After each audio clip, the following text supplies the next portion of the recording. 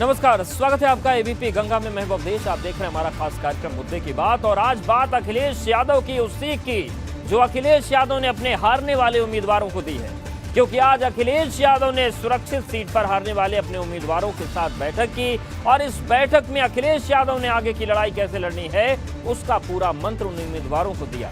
लेकिन मुद्दे की बात यह है कि अखिलेश खुद अपनी लड़ाई कैसे लड़ेंगे, क्योंकि उनके सामने एमएलसी चुनाव की चुनौती है, जिसके लिए भाजपा ने पूरी ताकत झोंक दी।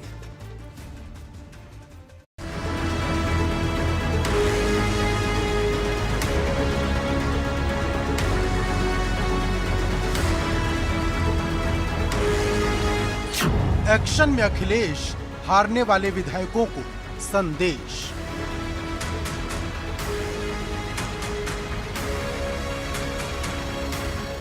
सुरक्षित सीट पर हार की समीक्षा, कैसे पास होगी एमएलसी की परीक्षा।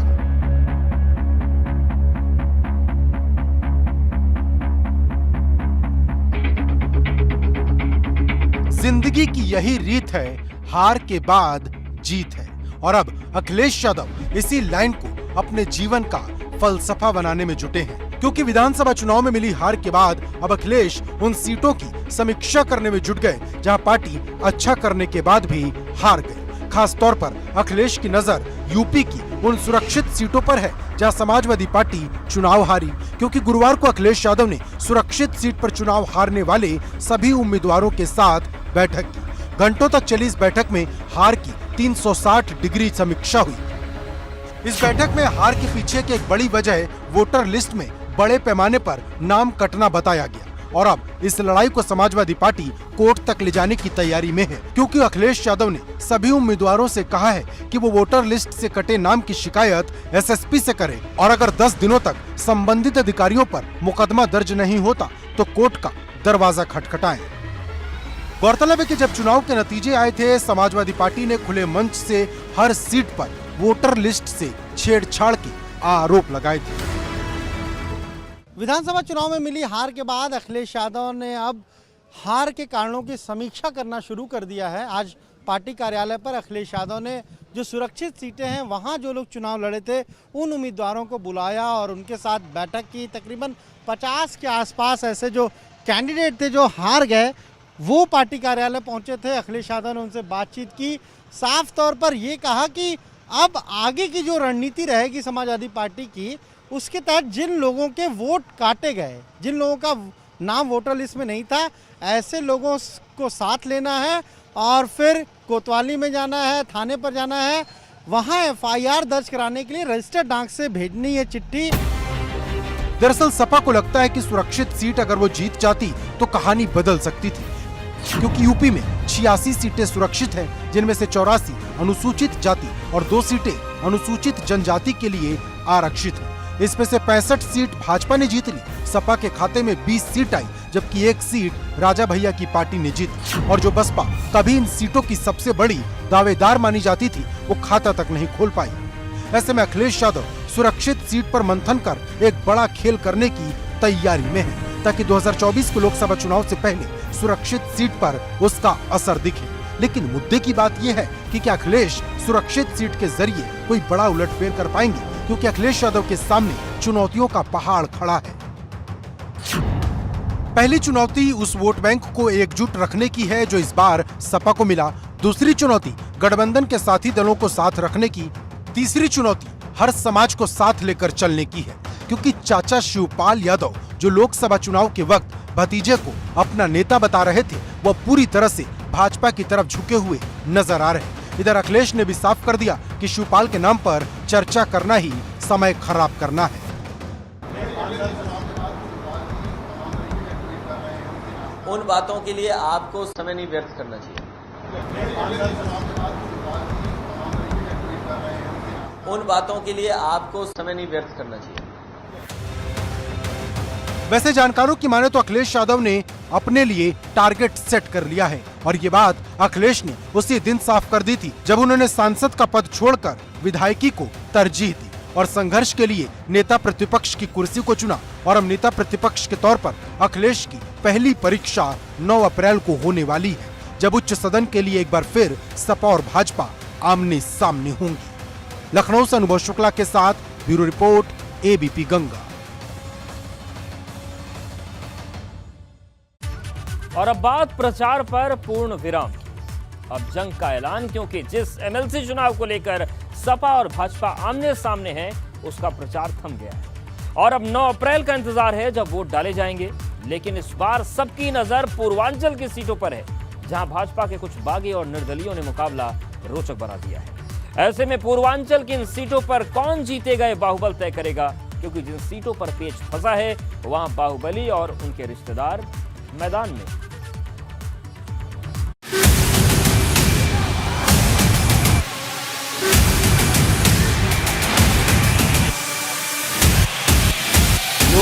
की सीरियल किलर है। एमएलसी चुनाव की जंग यूपी में भगवा या लाल रंग।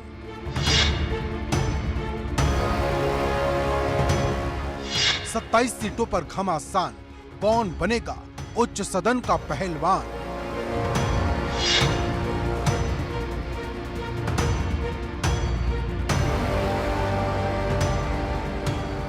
पूरे प्रदेश की निगाहें इस वक्त उच्च सदन की लड़ाई पर टिकी हुई हैं, क्योंकि 27 सीटों के लिए पिछले एक पखवाड़े से चला आ रहा धुआंधार प्रचार अब थम गया है।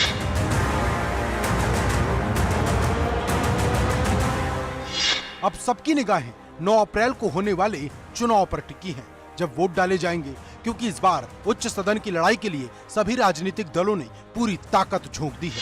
भाजपा जीत के रथ पर सवार है, जो 9 सीट निर्विरोध जीत के बाद बाकी बची सभी सीटें जीत लेना चाहती है। तो समाजवादी पार्टी यूपी विधानसभा चुनाव में मिली हार का हिसाब एमएलसी चुनाव से पूरा कर लेना चाहती है, क्योंकि इस बार उच्च सदन में किसका दबदबा होगा, इसका फैसला इन्हीं 27 सीटों से होगा।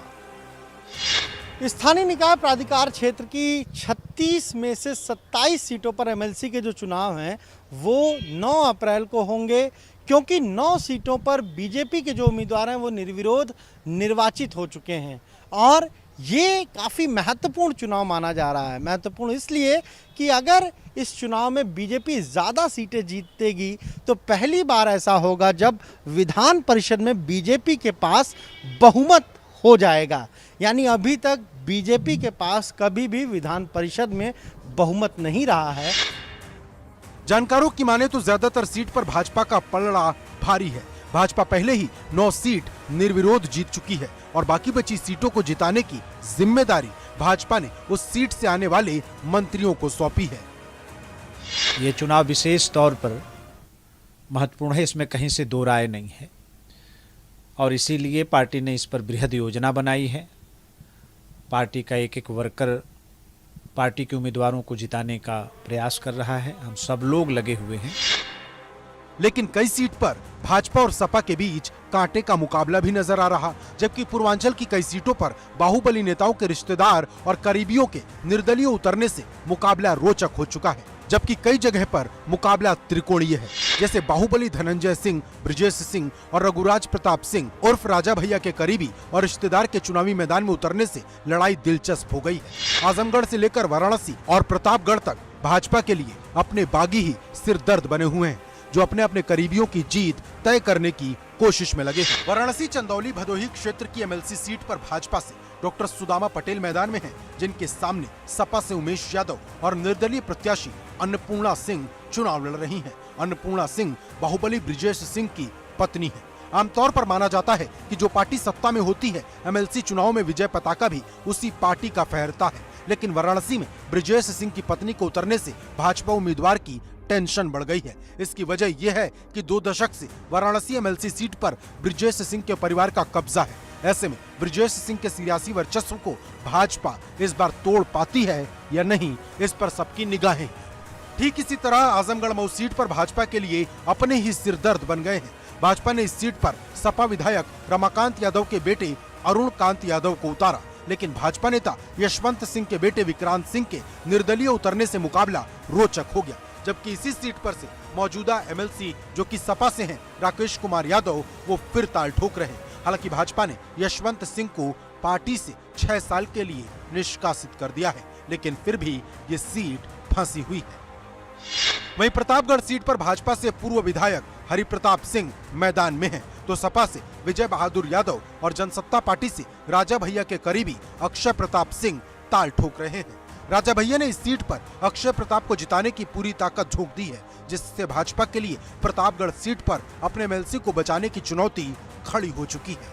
कुछ ऐसा ही हाल गाजीपुर में भी है, जहां भाजपा ने विशाल सिंह चंचल को खड़ा किया है और इस सीट पर सपा ने जिस भोलानाथ शुक्ला को खड़ा किया था, उन्होंने अपना पर्चा वापस ले लिया। लेकिन निर्दलीय प्रत्याशी मदन यादव भाजपा प्रत्याशी के लिए चुनौती बने हैं। मदन यादव गाजीपुर प्रधान संघ के जिला अध्यक्ष भी रह चुके हैं, जिसके चलते उनकी पकड़ मजबूत मानी जा रही है, क्योंकि सपा ने अपना समर्थन मदन यादव को दे दिया है और जिताने के लिए विधायक ओम प्रकाश सिंह से लेकर मुख्तार अंसारी परिवार तक ने पूरी ताकत लगा दी है।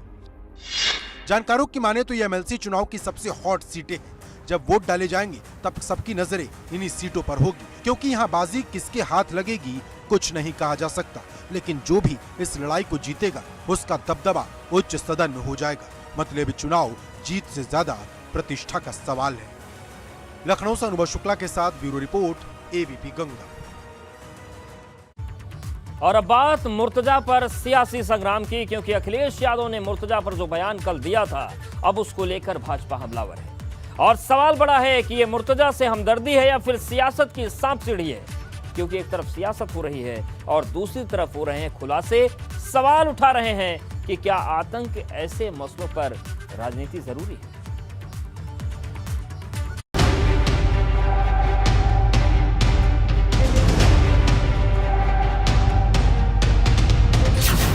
मुर्तजा पर सियासी तकरार, अखिलेश पर भाजपा का वार। कि साइकेट्रिक प्रॉब्लम थी, बाइपोलर इश्यूज हैं उसके साथ, मुझे लगता है वो पहलू भी देखना पड़ेगा। श्री अखिलेश यादव जी और समाजवादी पार्टी, इनका रिश्ता नाता जैसे आतंकवादियों के साथ पहले से प्रकट होता रहा है। दहशतगर्द से हमदर्दी या सियासत सांप सीढ़ी। गोरखपुर मंदिर पर हुए हमले को लेकर पूरे प्रदेश में हड़कंप मचा हुआ है। पुलिस इसे आतंकी साजिश मानकर जांच कर रही है। वहीं इस हमले को लेकर सूबे की सियासत अब 7वें आसमान पर पहुंच गई है, क्योंकि बुधवार को अखिलेश ने आरोपी मुर्तजा के पिता की दलील का जिक्र कर इस मामले की पूरी जांच की बात कही थी। जो जानकारी आ रही है और उसके पिता ने जो कहा है कि साइकेट्रिक प्रॉब्लम थी, बाइपोलर इश्यूज हैं उसके साथ, मुझे लगता है वो पहलू भी देखना पड़ेगा। और बीजेपी तो वो पार्टी है जो बात को न जाने कितना खींच देती है। और अब भाजपा ने अखिलेश यादव के इस बयान पर पलटवार करते हुए हमलों की छड़ी लगा दी है। डिप्टी सीएम केशव प्रसाद मौर्य ने अखिलेश यादव के बयान को आतंकियों का मनोबल बढ़ाने वाला बताया। मैं यह मानता हूं कि श्री अखिलेश यादव जी और समाजवादी पार्टी, इनका रिश्ता नाता जैसे आतंकवादियों के साथ पहले से प्रकट होता रहा है। किस प्रकार से 2013 में इन्होंने जो आतंकवादी हमले हुए थे, उनके इन्होंने मुकदमे वापस लिए। केशव प्रसाद मौर्य के बाद मंत्री असीम अरुण और मेरठ से सांसद राजेंद्र अग्रवाल और कैबिनेट मंत्री स्वतंत्र देव सिंह ने भी बारी बारी से अखिलेश पर हमला बोला।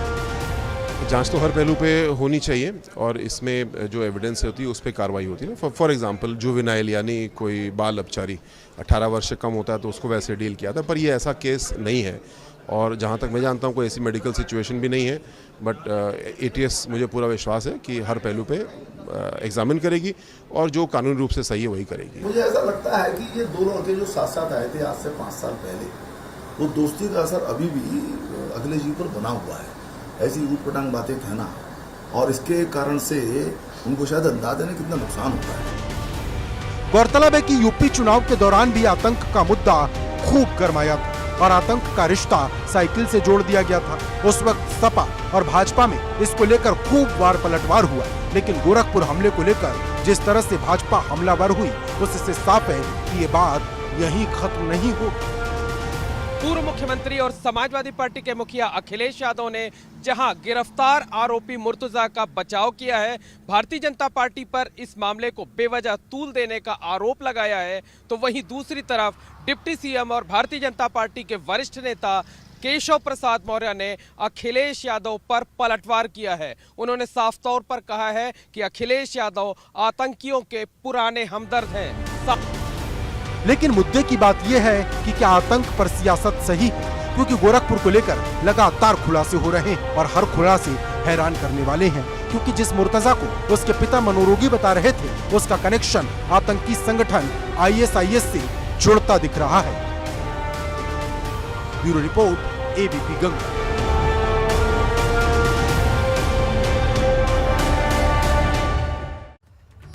और अब मुर्तजा को गुनाह कबूल है, ऐसा हम इसलिए कह रहे हैं क्योंकि जो वीडियो ISIS ने जारी किया है वो सारे राज खोल रहे हैं। क्योंकि जिस हसिया से मुर्तजा ने गोरखपुर मंदिर के पास हमला किया वो उसका ISIS कनेक्शन सामने आया है। कैसे?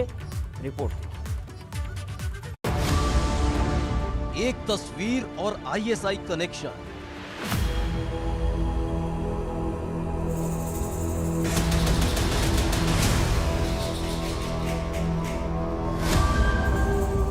ISI का हसिया वाला विलय।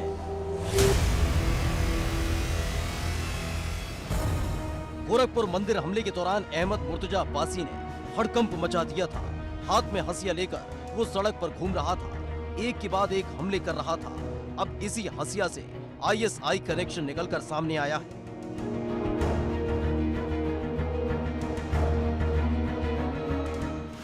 अब इस तस्वीर को जरा गौर से देखिए। एक तरफ ISIS का आतंकी है जो हाथ में हसिया लेकर बैठा हुआ है, वहीं दूसरी तरफ गोरखपुर मंदिर पर हमला करने वाला अहमद मुर्तजा अब्बासी है।